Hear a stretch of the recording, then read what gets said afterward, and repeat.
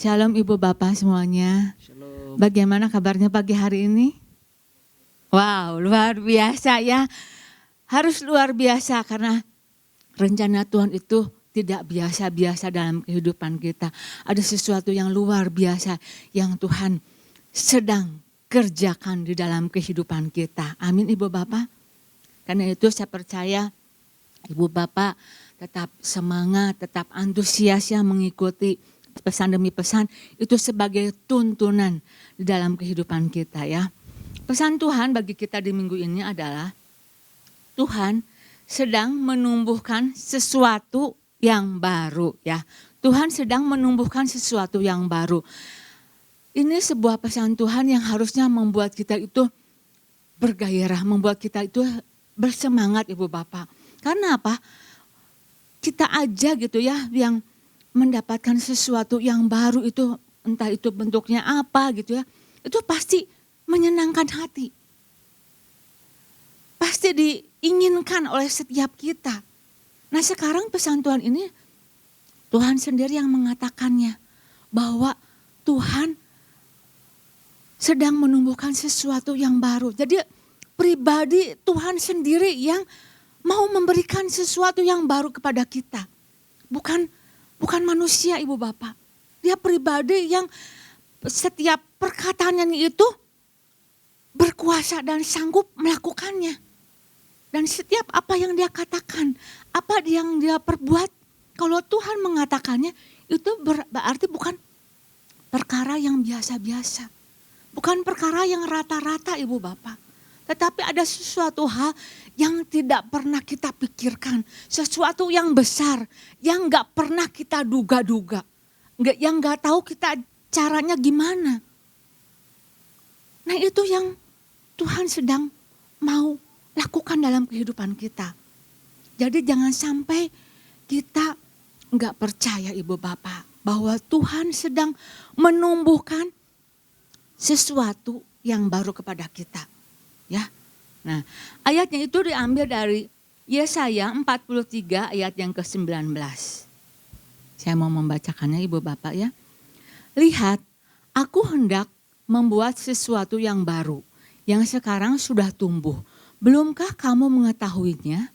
Ya, aku hendak membuat jalan di padang gurun dan sungai-sungai di padang belantara.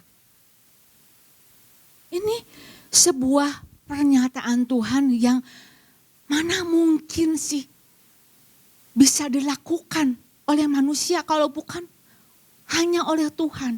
Karena dikatakan bahwa Tuhan mau membuat jalan di padang gurun. Ibu Bapak kalau tahu padang gurun itu sebuah tempat di mana gak ada air, gak ada makanan, dalam keadaan kekeringan, dalam keadaan panas, itu tempat yang panas. Dalam kondisi berbahaya, karena apa? Mungkin binatang-binatang seperti ular, kalajengking itu yang hidup. Nah tapi Tuhan katakan aku hendak membuat jalan di tempat-tempat seperti kayak begitu. Tempat yang kering, mungkin saat ini kita mengalami ada sebuah yang namanya kekeringan. Mungkin kering kasih sayang, kering kasih gitu ya di dalam keluarga udah gak ada. Mungkin suasananya itu udah panas. Mungkin juga ada dalam kondisi kita lagi kekurangan. Apa yang kita butuhkan gak ada makanan, gak ada minuman. Dalam kondisi seperti kayak begini, di padang gurun Tuhan mau buat jalan. Dan sungai-sungai di padang belantara. Padang belantara ini sebuah tempat yang sulit dijangkau oleh manusia. Yang sulit dijamah oleh manusia. Karena begitu berbahayanya tempat tersebut. Tetapi Tuhan katakan di tempat ini, di tempat padang belantara ini nanti akan ada sungai-sungai, ada aliran kehidupan. Nah saya nggak tahu Ibu Bapak sedang mengalami dalam kondisi apa.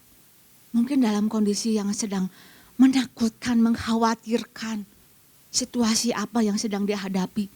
Tetapi Tuhan katakan, aku mau menumbuhkan sesuatu, ada sesuatu yang baru.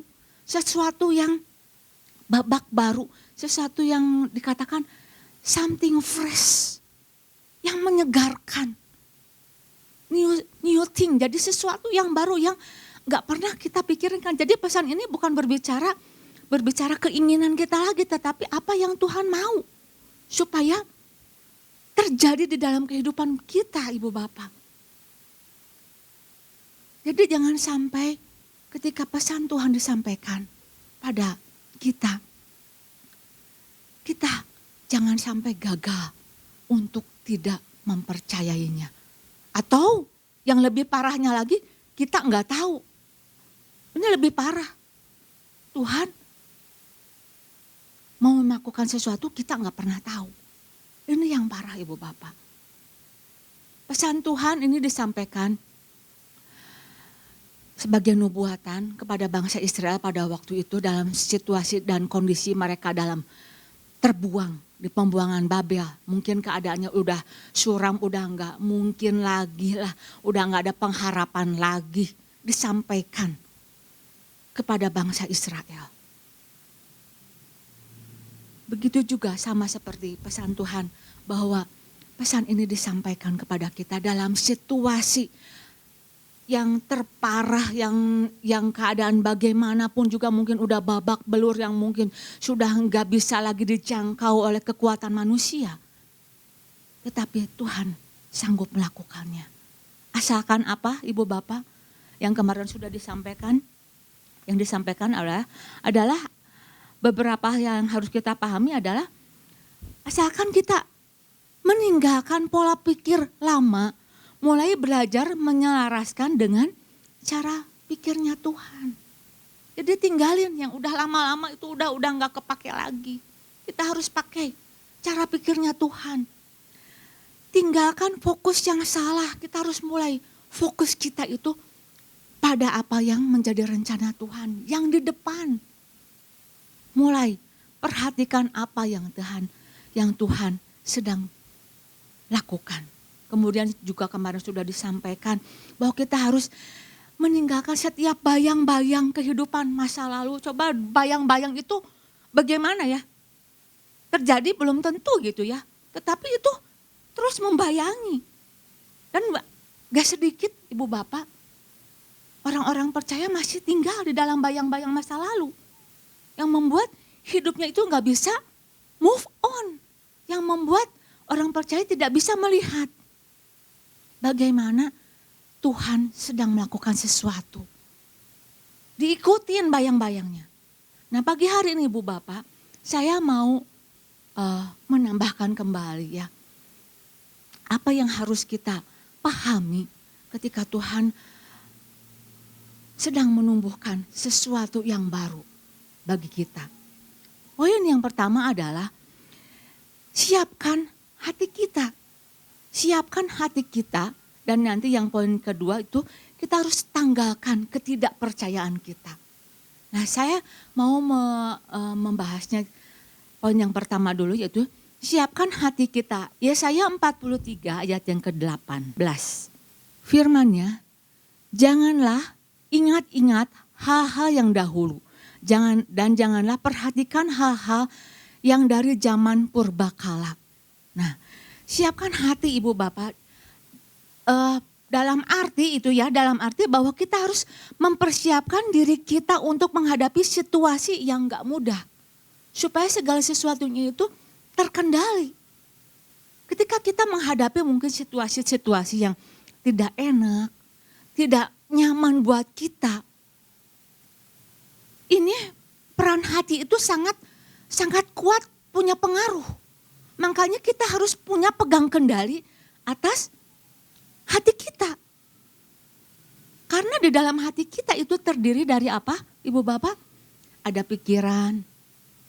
Di dalam pikiran itu ada memori, ada ingatan-ingatan. Ada pikiran, ada perasaan. Ada kehendak. Dan nanti dari kehendak itu akan keluar keputusan. Nah itu sebabnya Ibu Bapak, seringkali yang terjadi hati kalau enggak disiapkan itu Ibu Bapak, apa yang Tuhan sudah nyatakan itu tidak kita alami. Tidak kita nikmati. Kalau Tuhan sedang melakukan sesuatu, kita enggak bisa melihat karena hati di sini masih enggak beres. Hati di sini masih enggak selaras, enggak sefrekuensi dengan hatinya Tuhan. Itu sebabnya Ibu Bapak, ketika Tuhan mau menumbuhkan sesuatu yang baru, yang Tuhan pertama-tama lakukan adalah Dia menjamah hati terlebih dahulu, Ibu Bapak. Bangsa Israel ketika dia harus masuk ke tanah perjanjian, ada banyak perkara yang tidak beres di dalam hatinya. Dan Tuhan mau bereskan. Pertama yang Tuhan lakukan adalah Tuhan jamah, Tuhan ubahkan hatinya. Tuhan berikan sebuah hati yang baru. Di dalam Yehezkiel 36 ayat yang ke-26. 36 ayat yang ke-26. Kamu akan kuberikan hati yang baru dan roh yang baru di dalam batinmu. Dan aku akan menjauhkan dari tubuhmu hati yang keras. Dan kuberikan kepadamu hati yang taat, Ibu Bapak. Nah, ketika seseorang pertama kali dia lahir baru, yang Tuhan lakukan adalah apa?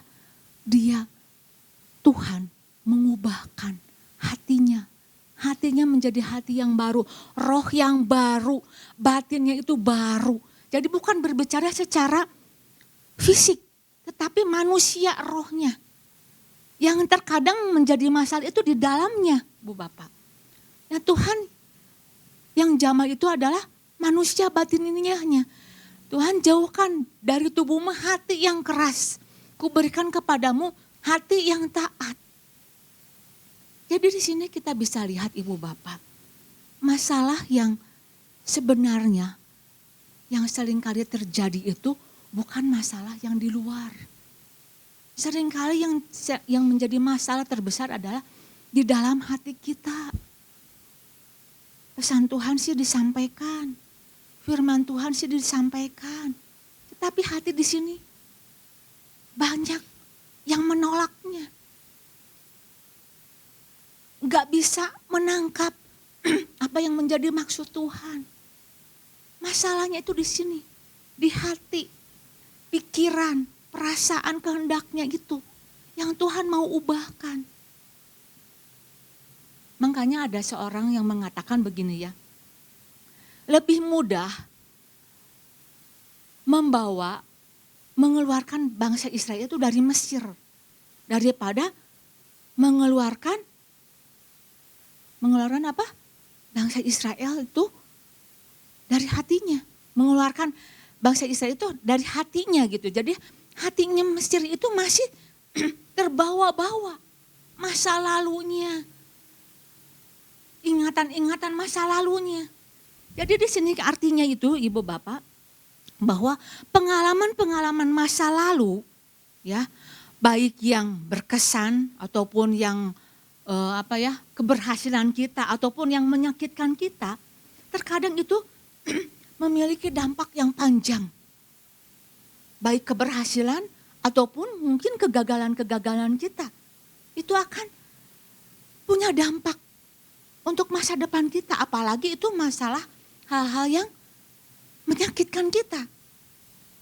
Jadi mungkin ada orang-orang yang sulit untuk melepaskan masa lalunya. Terikat dengan masa lalunya. Gak mudah Ibu Bapak untuk mengeluarkan Mesir di dalam hati bangsa Israel. Itu sebabnya apa? Yang Tuhan mau periksa adalah hati kita. Di sanalah berbagai macam di dalam hati kita itu banyak kejahatan. Bahkan dikatakan bahwa di dalam Yeremia 17 ayat yang ke-11, pada dasarnya hati manusia itu licik Ibu Bapak. Licik, hatinya udah membatu pun licik gitu ya. Licik. Dan dari hati itu timbul berbagai macam kejahatan. Markus 7 ayat yang ke-21, yang ke-25, supaya kita belajar tahu ya, oh ini hati kita. kondisi hati manusia ya. Sebab dari hati orang timbul segala pikiran jahat, percabulan, pencurian, pembunuhan, perzinahan, keserakahan, kejahatan, kelicikan, hawa nafsu, iri hati, hujat, kesombongan, kebebalan. Nah ini, apa yang dikandung di dalam hati manusia? Tuhan jamah, Tuhan mau jamah. Supaya apa? Ketika Tuhan mau melakukan sesuatu, kita siap. Hatinya itu enggak melekat lagi dengan hal-hal yang dahulu. Hal-hal yang masa lampau. Mungkin menoleh ke masa lalu. Ibu bapak lihat. Peristiwa istri Lot. Tahu peristiwa istri Lot? Istri Lot? Tuhan kan udah bilang gini. Kepada Lot ya. Bahwa Sodom dan Gomora, kota ini penuh, kota yang penuh dengan kebejatan. Penuh dengan dosa. Akan ditunggang balikan. Terus memerintahkan kepada Lot supaya pergi dan jangan menoleh ke belakang. Tetapi apa yang terjadi ibu bapak dengan istrinya Lot? Istrinya Lot malah menoleh ke belakang. Menoleh ke masa lalunya, ke kampung tempat dia tinggal. Jadi menoleh di dalam Kejadian 19 ayat yang ke-26 itu, menoleh itu artinya dia itu melihat. Artinya dalam bahasa aslinya itu nabat, memandang dengan penuh harap. Jadi ada harapan, berharap-harap gitu sama Sodom Gomora, sama tempat-tempat yang ada dosanya. Tempat di mana dosa dilakukan di sana, masih mengharapkan di sana. Mungkin istri Lot tidak menginginkan, bisa jadi tidak menginginkan Sodom Gomora itu dihanguskan, ditunggang balikan. Sampai sebuah perintah pun dia menganggapnya remeh ibu bapak. Berani-beraninya dia menoleh ke belakang. Dan dia nggak pernah takut dengan kehilangan nyawanya. Jadi ini ibu bapak, kita bisa lihat. Yang sebenarnya yang mau Tuhan ubahkan adalah di dalam hati kita. Kondisi di dalam hati kita. Bagi Tuhan itu mudah untuk mengubah situasi. Tetapi tidak mudah untuk mengubah kondisi hati seseorang. Kita bisa lihat ya, kalau orang yang kondisi hatinya tidak baik, di tempat yang baik pun dia merasa tidak baik. Bangsa Israel sekarang udah dibawa nih keluar dari tanah Mesir. Karena kondisi hatinya tidak baik. Dikasih apapun juga tetap bersungut-sungut. Karena di sini yang tidak baik. Itu yang Tuhan mau ubahkan terlebih dahulu hati kita. Kondisi hati kita. Kalau orang yang ditempatkan pada kondisi yang tidak baik, tetapi kalau kondisi hatinya itu baik, semuanya akan baik saya percaya. Sikapnya, perkataannya, tindakannya, itu semuanya baik ibu bapak. Jadi yang Tuhan mau adalah kita jangan menoleh pada hal-hal yang masa lalu lagi. Saya nggak tahu ibu bapak, apakah masa lalu itu mungkin sebuah kegagalan kita di dalam mengambil keputusan. Ada yang menyesal terus, saya salah ngambil jurusan kuliah nih, saya jadi begini, hidupnya masih dikuasai oleh masa lalu. Situasi hatinya itu masih dikuasai oleh masa lalu. Terikat pada masa lalu, terikat pada istrinya Lot itu terikat pada Sodom dan Gomora. Hatinya itu masih terikat pada masa lalu. Aduh, kalau saya gak salah nih ngambil jurusan, mungkin saya akan mudah melamar pekerjaan. Dalam penyesalan terus. Kalau saya mungkin gak kawin sama dia deh. Saya gak akan kayak begini. Saya gak akan menderita. Ada penyesalan-penyesalan. Ada banyak perkataan-perkataan. Karena apa? Karena hidup masih di dalam masa lalu. Bangsa Israel pun sama. Lihat dari kata-katanya ibu bapak. Masih masa lalu itu masih dibawa-bawa. Sehingga kondisi hatinya itu sulit untuk menangkap apa yang Tuhan sudah mau lakukan di dalam kehidupannya. Lihat ya, di dalam Bilangan 11 ayat yang keempat sampai yang keenam dikatakan apa? Oleh bangsa Israel ya, mereka orang-orang yang karena kondisi hatinya tidak baik, maka yang keluar dari mulutnya itu juga tidak baik ya. Orang-orang bajingan yang ada di antara mereka kemasukan nafsu rakus. Dan orang Israel pun menangislah pula serta berkata, siapakah akan yang memberi kami makan daging? Terus kami teringat kepada ikan yang kita makan di Mesir dengan tidak bayar apa-apa, kepada mentimun, kepada semangka, kepada bawang prei, kepada bawang merah, kepada bawang putih. Tetapi sekarang kita kurus kering. Tidak ada sesuatu apapun kecuali mana saja yang kita lihat. Kita bisa lihat ibu bapak, orang yang terikat dia dengan masa lalunya. Entah itu mungkin kepahitan, entah itu mungkin luka di masa lalu, masih dipendam terus. Itu keluar ibu bapak. Sampai dari perkataannya kita bisa lihat. Ada semangka, ada mentimun, ada bawang, semua sampai bukur-bukur dia apal. Apalagi kalau misalkan seorang itu udah disakitin. Pahitnya itu, sampai detil banget. Dia dulu kayak begini. Sebutin masih. Apalagi sampai bukur-bukurnya itu, dedak-dedaknya itu masih disimpan. Ada bawang prei, bawang merah, bawang putih, semua itu keluar. Coba lihat ibu bapak, orang yang masih terikat dengan masa lalu, kepahitan masa lalu, luka yang gak diberesin, itu ngakar. Bisa terlihat.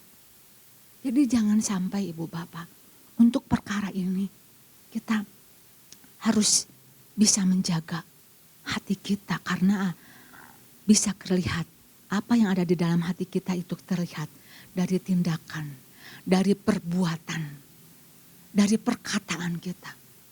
Untuk perkara ini ibu bapak, saya belajar untuk gak gegabah ibu bapak di dalam saya mengatakan sesuatu, di dalam berkata-kata. Saya hati-hati sekali. Karena apa? Saya tahu setiap perkataan itu ada kuasa. Ada sebuah pengalaman yang sampai saat hari ini saya ingat dan saya tidak mau melakukannya lagi. Karena apa? Ada sebuah kuasa dari perkataan dan perkataan itu muncul karena dari hati yang tidak berkenan ibu bapak. Jadi beberapa puluh tahun yang lalu gitu ya, saya sempat pernah yang namanya keguguran ibu bapak. Pernah keguguran karena apa? Karena saya mengucapkan sesuatu di dalam perkataan saya, Tuhan, saya nggak siap dengan anak ini, Tuhan ambil aja gitu. Nah dari situ saya anggap sebuah hal yang biasa aja gitu. Tetapi ibu bapak apa yang terjadi? Itu terjadi dalam kehidupan saya. Semenjak dari itu saya nggak pernah mau main-main lagi. Saya harus jaga dengan perkataan saya. Saya harus jaga bagaimana ini hati saya. Sehingga apa yang keluar dari mulut saya itu adalah mencerminkan di dalam hati saya. Yang pertama adalah siapkan hati kita, jaga. Hati kita baik-baik itu bagian dari tugas kita. Karena hati kita itu sumber kehidupan. Mau benih itu jadi tumbuh hidup atau mau benih itu jadi apa yang Tuhan mau lakukan itu jadi mati, itu bagaimana kita sendiri. Bagaimana kita memperlakukannya. Dan yang selanjutnya Ibu Bapak, ketika kita mempersiapkan hati kita, yang kedua adalah kita harus menanggalkan ketidakpercayaan kita. Tanggalkan ketidakpercayaan kita. Yesaya 43 ayat yang ke-19. Yesaya 43 ayat yang ke-19 ya. Ayatnya itu masih sama. Lihat, aku hendak membuat sesuatu yang baru yang sekarang sudah tumbuh. Belumkah kamu mengetahuinya? Ya, aku hendak membuat jalan di padang gurun dan sungai-sungai di padang belantara. Hanya orang-orang yang percaya yang bisa melihat bahwa ada sesuatu yang Tuhan sedang tumbuhkan. Orang-orang yang tidak percaya tidak bisa melihat, tidak percaya. Jadi sangat berbahaya sekali Ibu Bapak. Yang namanya kalau kita enggak percaya. Nganggap remeh lah ini pesannya juga. Yang dulu juga, yang kemarin juga masih enggak ingat-ingat banget gitu. Sekarang udah muncul lagi pesan yang baru. Jangan anggap remeh, jangan anggap Tuhan tidak melakukan sesuatu. Nah, dari sini Ibu Bapak, kita bisa melihat ya. Karena apa? Hanya orang-orang yang percaya yang bisa melihat apa yang Tuhan sedang tumbuhkan, ya. Di sini dikatakan bahwa aku hendak membuat sesuatu yang baru yang sekarang sudah tumbuh. Nah, tumbuh di sini Ibu Bapak, dalam arti yang kemarin itu dikatakan bahwa yang sudah disampaikan adalah zamak, ya, zamak.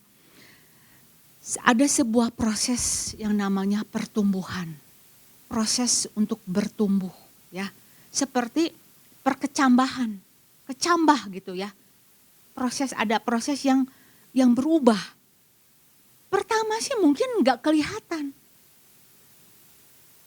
kita nggak bisa melihat sesuatu yang bahwa kesambal ini bakal satu hari itu akan bakal jadi toge.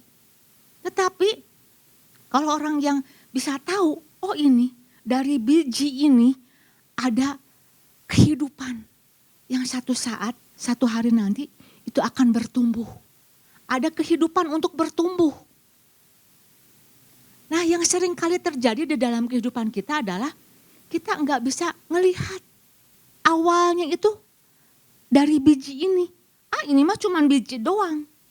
Tetapi satu hari kalau dia disirami terus itu akan berubah. Dari biji dia tembus ke kulitnya, mungkin udah mulai keluar batangnya, keluar daunnya. Sampai ada sebuah perubahan. Jangan nggak sampai percaya mulai dari fase demi fase, demi tahap. Di sanalah yang Tuhan pengen. Kita tetap percaya sekalipun mungkin perubahannya itu nggak kelihatan. Hanya kecil mungkin nggak kelihatan. Tapi bagaimana sikap kita mau respon? Bagaimana sikap kita mau menghargai Ibu Bapak? Yang jadi masalah yang sering terjadi adalah kita hanya melihat dari awalnya saja. Menilai dari awal. Oh ini mah cuman biji aja. Gak akan ada sesuatu. Nah, dari hal ini saya bisa belajar juga Ibu Bapak. Saya melihat gitu ya. Saya mau belajar untuk kehidupan di dalam rumah tangga Ibu Bapak. Ketika ada sesuatu mungkin yang saya rindukan, yang saya inginkan gitu terjadi di dalam keluarga saya, di dalam pasangan saya. Mungkin halnya itu hal yang hanya remeh gitu, hal yang kecil. Ada sebuah perubahan yang terjadi. Tapi saya belajar, wah ini ada sesuatu nih yang baru. Ada sesuatu yang sedang terjadi. Saya menangkap Ibu Bapak. Perubahan-perubahan kecil di tahap dari fase demi fase. Ada proses di mana Tuhan tetap bekerja sekalipun mungkin aduh ini mah masih jauh dari kenyataan. Tetapi disitulah di fase demi fase jangan kita tidak percaya ibu bapak. Ada sesuatu yang pasti kalau Tuhan sudah mulai, Tuhan pasti akan menyelesaikannya. Nah yang terkadang menjadi masalah ibu bapak bagi kita adalah kita tadi udah bilang kita tidak bisa yang menyebabkan benih itu tidak mati itu adalah karena kita tidak bisa melihatnya. Karena kita tidak melihat bahwa itu ada sebuah kehidupan. Lihat aku hendak membuat sesuatu yang baru yang sekarang sudah tumbuh. Belumkah kamu mengetahuinya? Yang sering menjadi masalah kenapa apa yang Tuhan mau lakukan sesuatu yang baru itu tidak terjadi adalah karena kamu belum mengetahuinya. Kita enggak mengetahuinya. Tidak mengetahuinya di sini adalah mengetahui di sini adalah kita itu enggak yada. Yada dalam bahasa aslinya itu artinya itu kita enggak terhubung. Kita enggak terkoneksi. Kita enggak menjalin kedekatan, keintiman. Makanya ada kematian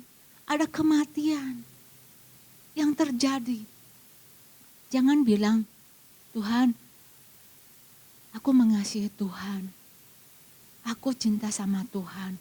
Kalau kita enggak yada, kalau kita enggak mau mengetahuinya, kalau kita enggak mau berhubungan, kalau kita enggak mau meluangkan waktu, karena ini hanya satu. Kuncinya adalah pada waktu kita menjalin kedekatan, keintiman. Memperkuat kepercayaan kita. Ibu Bapak bisa lihat bagaimana kondisi Daud ketika dia diserang oleh Amalek. Ya. Istri anaknya itu ditawan. Siklak itu udah terbakar habis. Dalam kondisi yang seperti demikian, yang sudah enggak ada punya pengharapan lagi. Daud memperkuat kepercayaannya. Situasi apa ibu bapak yang sedang kita alami? Gak ada jalan lagi, kita harus tetap percaya, memperkuat kepercayaan kita. Dengan caranya adalah kita dapatkan kekuatan itu pada waktu kita berhubungan. Pada waktu kita berintim-intim, pada waktu kita meluangkan diri kita untuk mengetahui lebih dalam lagi. Sehingga kita tahu, oh ini. Tahu Tuhan sedang menumbuhkan sesuatu yang baru di dalam kehidupan kita. Jadi poin ini yang harus kita sama-sama mau belajar, yaitu adalah siapkan hati kita supaya hati kita dalam kondisi baik. Sefrekuensi dengan Tuhan, jaga. Dan kemudian tanggalkan ketidakpercayaan, tetap percaya bahwa Tuhan selalu bekerja di dalam kehidupan kita. Sehingga apa yang Tuhan firmankan itu boleh kita terima seutuhnya. Demikian firman Tuhan, Tuhan Yesus memberkati.